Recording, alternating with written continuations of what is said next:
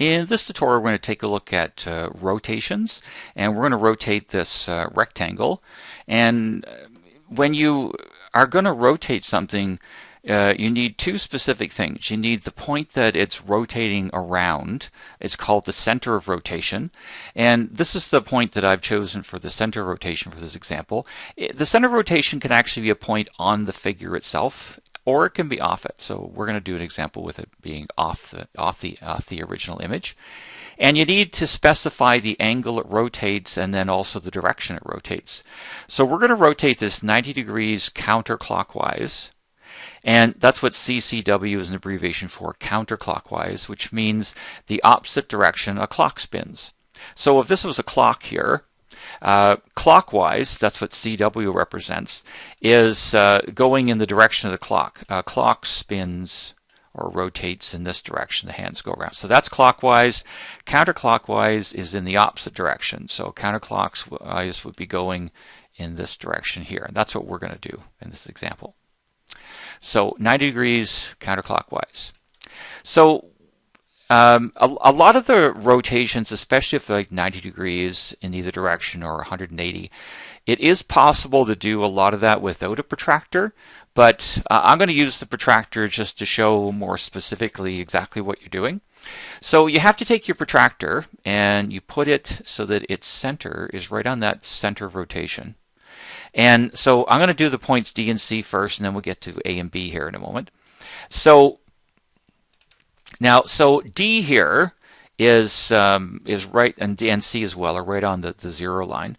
So it's going to rotate 90 degrees. Now, so there's 90 straight up there. So it's going to rotate around an angle like this and be on this line here. Now, the distance D is exactly 1 block from the center of rotation.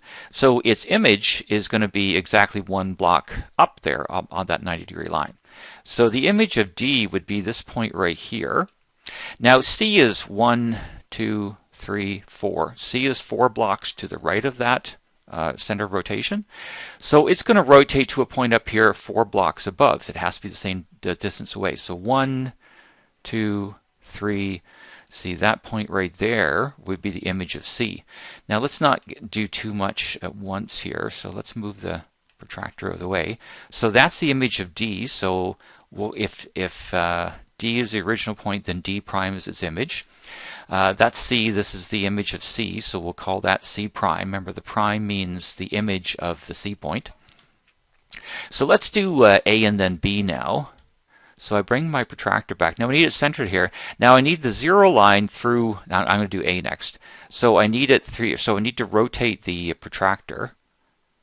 So I'll put that back in the center, and that's pretty close. So I want the 0 line going through A.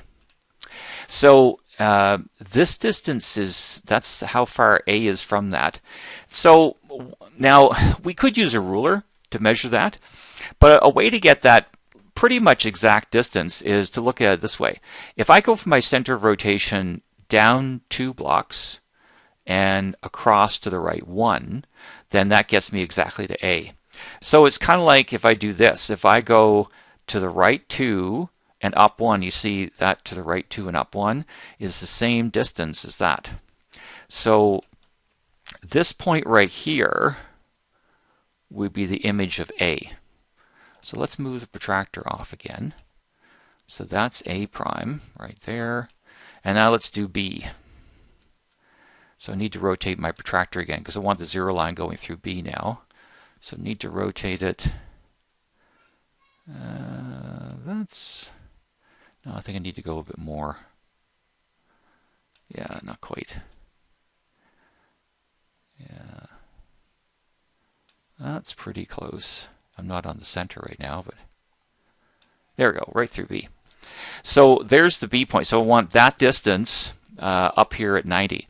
So a way I can get that is it's down 2 blocks and then over 1, 2, 3, 4.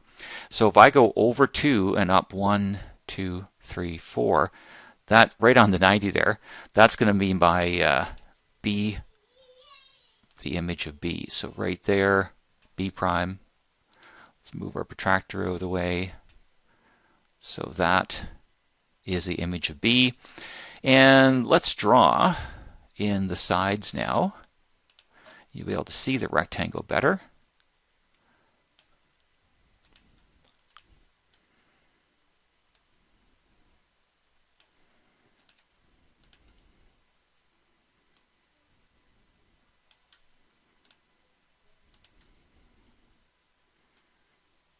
There we go.